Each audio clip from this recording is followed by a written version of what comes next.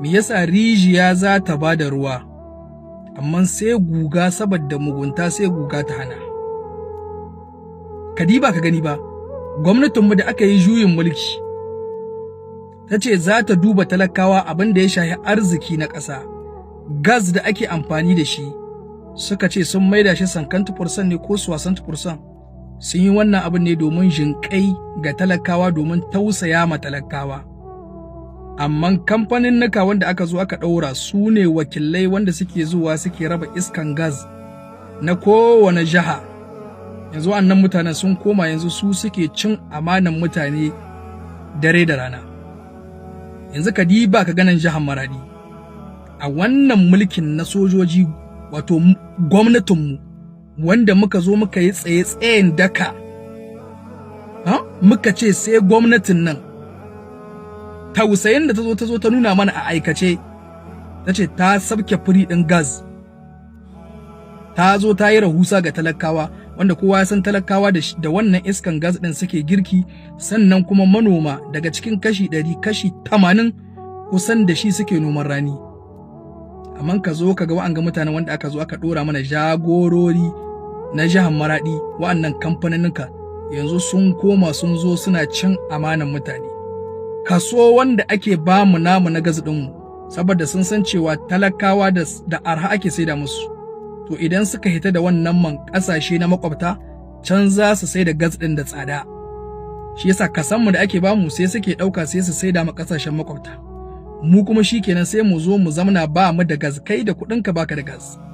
Gwamnati ta zo ta tsaye da firi ɗin gas daga jikka 2.5 ne da nawa, yanzu sun zo sun maida shi jikka 3, ya koma 3.5, ya koma jikka 4, ya koma jikka 4.5. A haka jikka 4.5 ba, su kamfaninnukan za su saida ma 'yan kasuwa, su kuma 'yan kasuwa su sara. Shi yasa kai idan zaka sai wannan gas ɗin jikka 5 ko jikka 5.5. Wannan wani irin bakin zalunci ne? Tambayar da nake, wai ku wa'annan mutanen namu 'yan Afirka wace irin al'umma ce ku? Wace irin al'umma ce ku wanda ku kun tsani ku ga wai talakawa suna cikin jin daɗi? Yanzu ka san wanda ita gwamnati ta ga tausayin mu, ta ɗauki amanar mu ta baku, ta ce ko raba akan firi kaza. Yanzu wannan abin kuke ɗaukawa kuke kai ƙasashen makwabta, sannan kuma tare da haka nan ba mu da ikon mu fito mu yi magana. Idan muka yi magana sai ku ce ba mu da ilimi kan abin ko ba mu yi bincike ba. Yanzu akwai wani mutum wanda yake jin yunwa ciki, wanda yana buƙatar sai ya je ya zamana aji, sannan ya gane, sai ya shiga wata jami'a sannan ya gane na jin yunwa cikinsa. Idan aka zalunce ka kai tsaye ba za ka gane abu kaza zalunci bane ba, sai ka je kai wani karatu. Da ku kun ɗauki talakawan Nijar kawai kun ɗauke su baƙaƙen jahilai, duk abin da aka yi sai kun zo wato kun yi wani ruwa kun zo kuma mutane ƙaryace. Da haka muna kira gwamnati, idan gwamnati bata san abin da wa'annan kamfanukan da suke yi ba na jihohi, mu dai jihar Maradi mun gani yanzu a aikace, kai da kuɗinka gas baka da shi. Idan an kawo shi ma za su yi rufa-rufa da shi su fita da shi ƙasashe na makwabta. To mu ba mu hana ku sai da mu ƙasashen makwabta ba. Amma ita gwamnati da ta yi wannan sauƙin ne domin talakawanta, kuma domin tausayin talakawanta. Ba ta yi sauƙi ba domin a ɗauki wannan gas ɗin aje a kai makwabta, ba ta yi wannan sauƙin ba. Yanzu kun koma kuna cin amanar mu. Shi yasa duk in kana neman wani abu na takaici, wani abu na ci baya, wallahi ka zo ka ga mutanen mu 'yan Afirka. Mutum wane talaka ɗan uwan shi za a zo a ɗauki amana a bashi ta al'umma, wannan talaka shi zai zuwa ci amana talaka. Da haka muna kira gwamnati, ku sani wa'angan mutanen da kuka zo kuka ɗora mana a matsayin jagorori, ku san da cewa ba abin da suke matalaka illa baicin zalunta su da suke. Yanzu ka diba ka gani, kuma ni ko abinda kusan kullun yake ci min tuwo a ƙwarya, gwamnatinmu ka diba ga lokacin da wa'annan duwan ɗin da suka zo suke zalunta talakawa, kuma suke ci gaba da zalunta talakawan Nijar. Lokacin da 'yan Nijar suka fito sama ga sati 2 suna kururuwa suna kira cewa gwamnati ta shiga al'amarin nan, duwan ɗin nan suna zalunta 'yan Nijar. Sai ka zo da kuɗinka ka je ka sayo kaya, amma wa'annan mutanen su zo su ɗora maka wasu kuɗi yanda ka san su suka ɗauki jarin suka baka.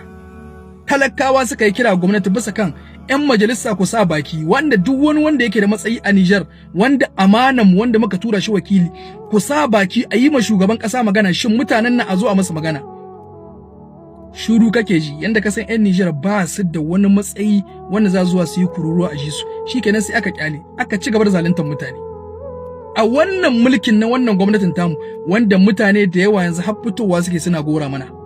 Daman mun gaya muku sai an zo wurin, ba dai kun goya ma gwamnatin nan baya ba, to za ku gani, to gashi ko mun fara gani.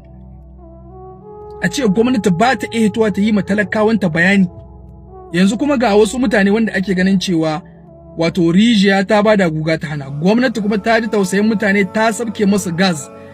An saki free din gas ga yanda za a saida shi, amma yanzu gashi wannan abin suna neman sun mai cancel din shi. Gwamnati za ta saida musu gas da arha domin ta saida musu domin su zo su saida ma talakawa su wa'annan kamfaninnuka. A'a, sun koma sun karbo abin da sunan talakawa, amma kuma sun zo sun wuce kasashen makwabta sun je suna saida abin da tsada, sun bar talakawa cikin hali na bala'i. Noman rani da ake yi da girki da ake yi, so suke mutane su koma wato girki da itace, so suke mutane da suke noman rani da iskan gas, so suke su haramta musu wannan abu. Da haka muna kira gwamnati ta ji tsoron Allah, ta tashi wa'annan mutanen, ta yi bincike a kansu, ta ga wannan zaluncin da suke yi mu mutane, gwamnati ta tashi ta hana. Muna haɗa gwamnati da Allah, muna haɗa ta da girman Allah, ta tashi wa'annan mutanen ta taka musu burki, domin suna cutar da talakawa.